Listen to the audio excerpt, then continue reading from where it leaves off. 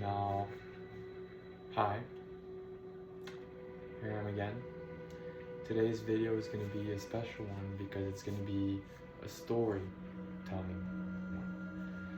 And the goal of this video is to invoke some emotions, invoke some feelings that hopefully will inspire you, will motivate you, and will push you to be a better person, to,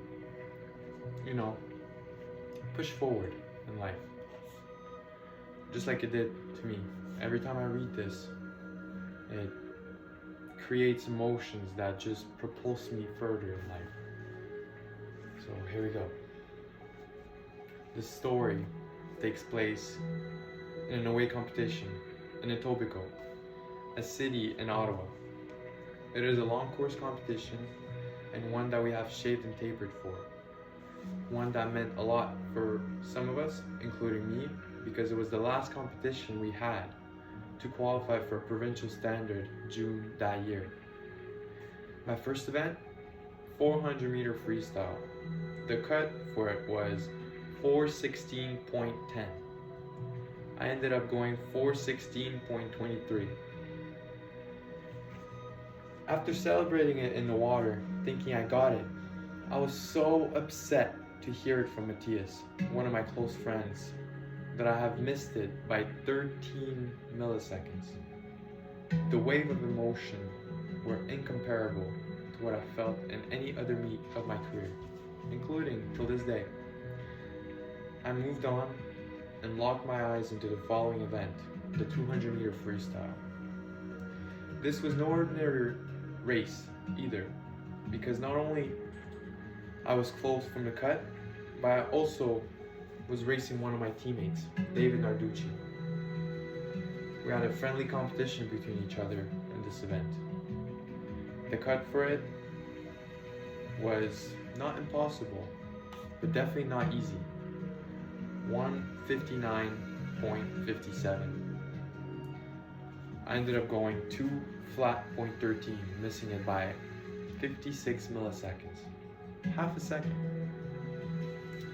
What made it worse is that I got out-touched by David, who went 2 flat .01, beating me by 12 milliseconds. 12 milliseconds. It takes more time for you to blink than 12 milliseconds to pass. I couldn't believe it. I was ahead of him the whole race. And the last lap, he decided to finally wake up. It broke me. I had little hopes left for the next event because finals weren't going my way for both of my events. And I did have some good swims in backstroke, but nowhere near the cut, which made sense because I wasn't a backstroker. Now comes the last day, day 4. And I have issues with some teammates in the morning. I had one last chance of cracking the provincial cut to be able to go to that meet in the summer. 100 meter freestyle. I swam it in the morning with a certain strategy that me and my coach Chuck at the time discussed. My time, 55.58. I had a full second to shave off to make the cut. This was already a best time, one that I was proud of, but also sad, because I was so far off the provincial cut. The following hour, I was recovering from a wave of sadness and anger I had towards my times. I mean, come on! 13 tenths in a 400 meter, half a second in a 200 meters. I mean, the difference is, that's it, half a second. Goes on this quick. I couldn't believe that I missed it. This was devastating because it was an even bigger gap to close in the 100 meter. 54.6. Full second. That means I had to cut a full second from a swim that I thought was already great. I can go into details of what happened with teammates, but it doesn't matter. The main detail is that I was furious, angry, mad, disappointed, devastated, sad, and in total despair. I lost hope in the competition. and all the pain I had from the events and my life, I isolated myself from everyone in the finals that night. I asked my coach one question 2 hours before my event, right after warm-up. Can I sprint the whole thing? Will my body fail? Because I know my mind won't. In that moment, I felt like I could lift a car and flip it over. If you go out like a rocket, you will physiologically fail at the 45th second because of the lactate buildup. Your body will break down, and yes, it may vary, but 45 seconds is the threshold. You aren't swimming a sub 45 yet, so you have to conserve your energy for 8 to 10 seconds before you can attack the race. After that, you are a rocket flying home. This is all I needed to hear to create my plan. I did not speak to him about the race plan or any of my technique focuses. I just walked away and sat in the stands all by myself. I put my hood on and my headphones on, and I rehearsed my swim over and over and over and over, nailing every detail of my swim. The dive, the breakout, the first breath, the first 9 seconds of my swim, the distance I would be when I would switch to the rocket mode. I then visualized every breath, every stroke, every kick until the first wall. I emphasized my focus on the approach of that wall. No breathing in the wall for 3 strokes, flip turn speed, the underwaters. Now back then, my underwaters were horrible. So the goal was to get on the surface as fast as I could and dash. I focused on the breakout, the first stroke, the second stroke, the third stroke, and the first breath that happened specifically on the third stroke. I then focused on how I would finish the race, how much I wanted it, how much I desired the standard. I visualized and I felt my body radiating, almost like I was in the swim and giving it all and hurting in the swim. It was so emotional, and I was driven by this madness of mine from all the events that had happened, all the stored emotion that I had inside of me. I rehearsed it until the very end. I sat in the bleachers with my poncho on me until it was the heat right before mine. When they dove in, that's when I stood up and walked to my lane. I had my goggles on, my caps on, everything was ready. My tech suit was tight, and I was mentally just rehearsing the swim in the distance. I had a couple of parents reminding me of my swim, telling me I should go, but I brushed them off and said I had it all in control. I really did have it in control. I was preparing for the swim.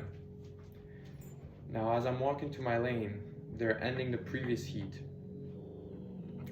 And I was like in the Olympics, where I walk out, I put all my wares in the basket on the side, get on the block, and swim my race.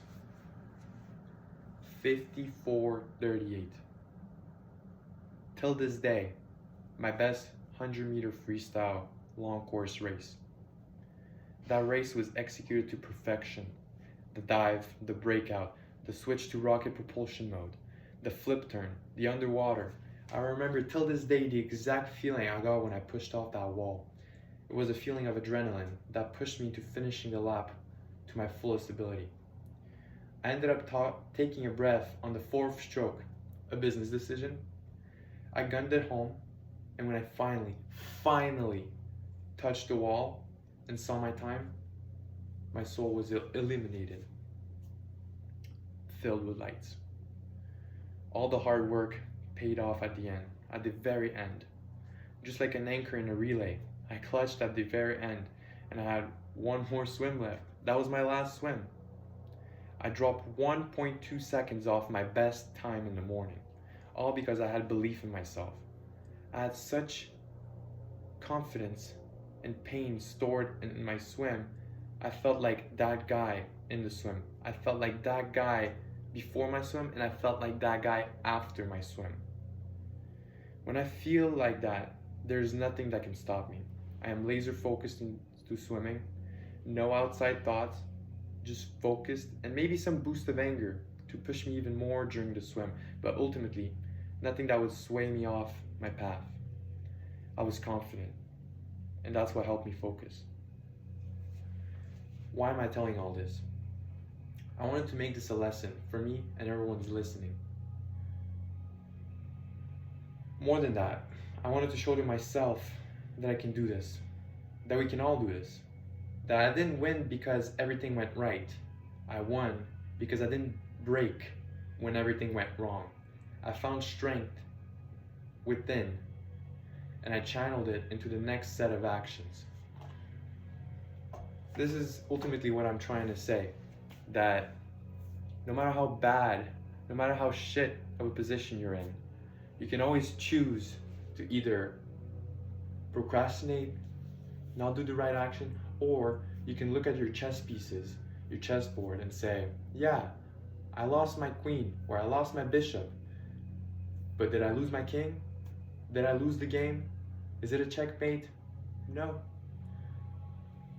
So if this story lit up a fire or moved you in any way, and you like this type of content, you can subscribe, you can not subscribe, you can like, you can not like.